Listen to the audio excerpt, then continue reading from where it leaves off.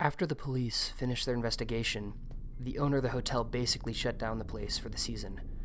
The restaurant had no chef with Simon gone, and the news of the murder was enough to cancel any other reservations. So, the rest of the workers left for the season. It's not like the hotel was bustling before, but after all was said and done, I was the only one left in the hotel. The owner needed someone to stay there just to make sure that everything stayed secure and to protect it from vandals or the elements.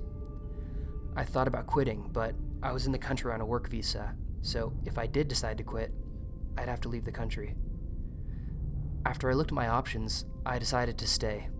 Winter was halfway over anyway, and I didn't mind being by myself too much. I already thought that the hotel was isolated and empty just during the winter, but without the other workers, it was like the entire world had died, and I was the only one left. I took some video and pictures of it, which you've been seeing. Like I said in the first part, that chef who went crazy had always been a nice guy. He'd been working there for a few years with his wife, so no one knew why he'd suddenly snapped. I also remember how I felt that night, the sudden feeling of rage that I'd felt. I couldn't explain it, so I decided to look for answers. The hotel had a small library that I found. After some searching, I found a book that told me the story of the hotel's founding. I started reading it, thinking that if there was some reason beyond the natural isolation and boredom for the chef's snapping, this book would tell me.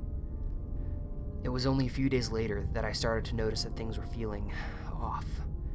It was things you wouldn't even notice at first. I would leave a light off and come back to find it on. Even weirder, I would find these long blonde hairs covering my bed or my clothes. I have short brown hair, just so you know. I told myself it was nothing, of course, but still, I could feel the paranoia starting to creep in. At this point, I started doing stupid things, like carrying a fire poker around with me, or always checking the people before opening my room's door. I kept reading the book I'd found.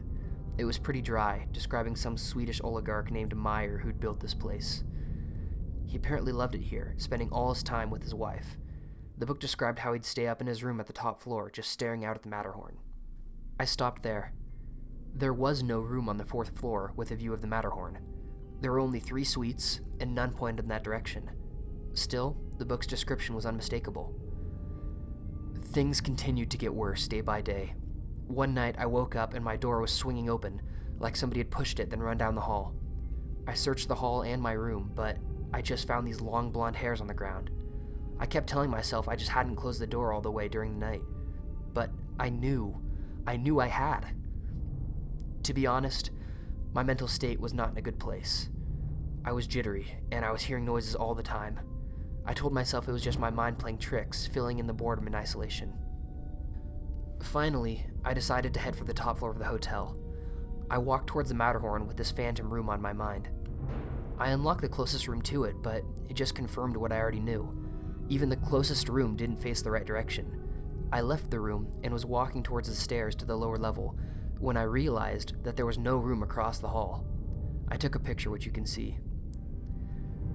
It seemed incredibly strange that there was no door across the hallway, because in this hotel, every room had a pair across from it. I walked back to the wall and started knocking. In the space just across from the door, the knock sounded hollow. I felt along the wallpaper with my hands and discovered a crease. Like I said, my mind wasn't in a great spot, so I wasn't exactly thinking through all my actions. I started tearing it away with my hands. I tore off a few feet and saw that there was an antique door that had been papered over. I pulled back from the door and headed back to my room where the book was. I felt uneasy like never before. Why would the hotel purposefully paper over what I assumed was a perfectly good room? I opened the book and flipped to a new page and kept reading. It said, "Unfortunately, Meyer's wife was an adulterer, and once he found out, he killed her in their bedroom." That's when I knew I was done. If I had to leave the country, so be it. I was going to call the owner and tell him I was coming down in a tram. I stood up and walked to my door with the book in my hand and tried the handle. It didn't budge. I tried it again, harder, but it didn't move. I finally looked through the people to see if there was anything blocking my door. I didn't see anything at all, just this formless grayish blue with no definition. I had never seen anything like it before. I finally gave up and sat back down on my bed and kept reading. The book said, "Mrs. Meyer was beautiful but severe. She was known for her long blonde hair and striking gray-blue eyes. I felt every hair on my body stand up and stared at the door. I picked up my fire poker and held it in one hand as I put on my boots and coat. I opened my window with the poker and jumped into the snowbank below. I got up and began running for the tram station, where I was able to get out of there.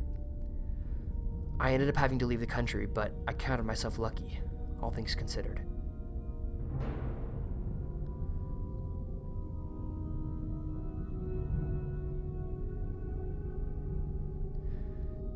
If you like this story, feel free to subscribe below.